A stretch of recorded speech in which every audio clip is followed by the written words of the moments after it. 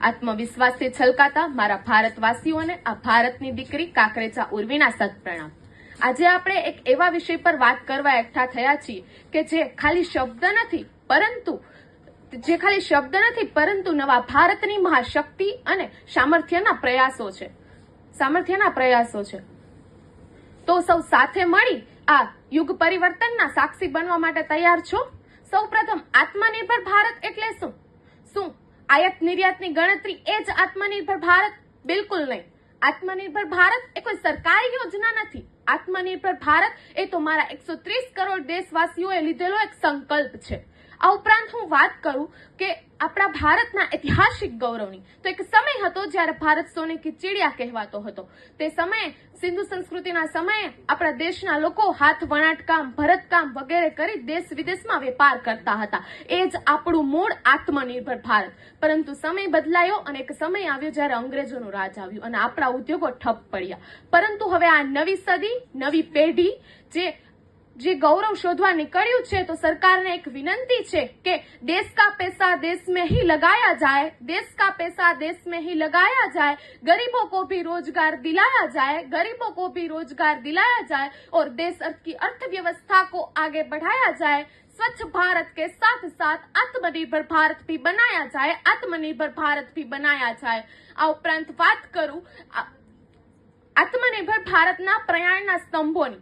પ્રયાણના સ્તંભો મુખ્ય 3 છે। પહેલો સ્તંભ છે આપણા વિચારોમાં સ્વદેશી ક્રાંતિ।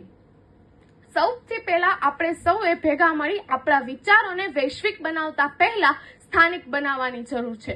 આપણા દેશના નાનામાં નાના વેપારી, નાનામાં નાના કારીગર, સ્ટાર્ટઅપ અને ખેડૂતોને શક્તિને સમજવાની જરૂર છે। આ ઉપરાંત આપણે કોઈ પણ મેડ ઇન ઇન્ડિયા વસ્તુ ખરીદીએ છીએ ને ત્યારે ખાલી વસ્તુ નથી ખરીદતા, પરંતુ આપણા દેશના ખૂણામાં રહેલ એક નાનામાં નાના પરિવારને આર્થિક રીતે મદદ કરીએ છીએ અને આપણા દેશના યુવાનોના સપનાઓને એક પાંખો આપીએ છીએ અને દેશનું ગૌરવ વધારીએ છીએ। આ ઉપરાંત વાત કરું બીજો સ્તંભ, કૌશલ્યનું સામર્થ્ય।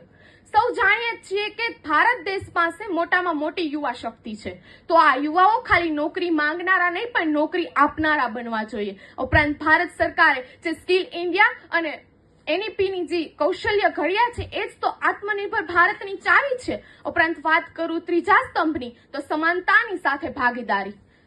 આત્મનિર્ભર થવું એનો મતલબ એ નથી કે વિશ્વથી અલગ થવું। આત્મનિર્ભર થવું એનો મતલબ એ કે વિશ્વની સાથે પાયો માંડીને આપણે ચાલવાનું છે। આપણે એટલું શક્તિશાળી બનવાનું છે કે બહારના લોકો પણ આપણી સાથે ભાગીદારી કરવા માટે તત્પર હોય। આ ઉપરાંત એક સમય જે હજી સુધી નથી ભૂલાણો, કોરોના કાળ।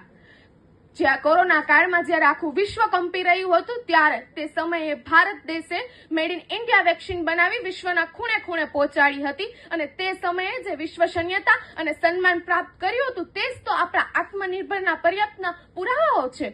પરંતુ આત્મનિર્ભર ભારત એક એવા ભારતની ઓળખ છે કે જે પોતાની વસ્તુ પોતાની જાતે જ બનાવે। આત્મનિર્ભર ભારત એક વિઝન છે કે જે વિઝન આર્થિક રીતે ભારતને મજબૂત કરશે અને આત્મનિર્ભર ભારત બનાવશે। આ ઉપરાંત સ્વદેશી અને વિદેશીની વાત કરવા જાઓ તો ये विदेशी तत्वों को मिटाकर हमें स्वदेशी को अपनाना है, ये विदेशी तत्वों को मिटाकर हमें स्वदेशी को अपनाना है। ये मेरे भारत के युवा ये ब्रांड के चक्कर में क्यों भारत को लुटवाना है, क्यों भारत को लुटवाना है। स्वच्छ भारत के साथ साथ आत्मनिर्भर भारत भी बनाना है, आत्मनिर्भर भारत भी बनाना है। હવે આપણે ધીમે ધીમે એવા સુવર્ણકાળ તરફ આગળ વધી રહ્યા છીએ એક સમયે ભારત વિશ્વગુરુ તરીકે ઉગરશે। એક પંક્તિ બધાએ સાંભળી છે કે જ્યાં વસે ગુજરાતી ત્યાં સદાકાળ ગુજરાત, પણ હવે એ સમય આવશે કે જ્યાં વસે ભારતીય ત્યાં સદાકાળ આત્મનિર્ભર ભારત, સદાકાળ આત્મનિર્ભર ભારત। છેલ્લે હું મારું એક વાક્ય કહી મારી વાણીને વિરામ આપીશ। આત્મનિર્ભર ભારતનો સંકલ્પ એ જ દેશના વિકાસનો વિકલ્પ, એ જ દેશના વિકાસનો વિકલ્પ। જય હિન્દ, જય ભારત, રાધે રાધે।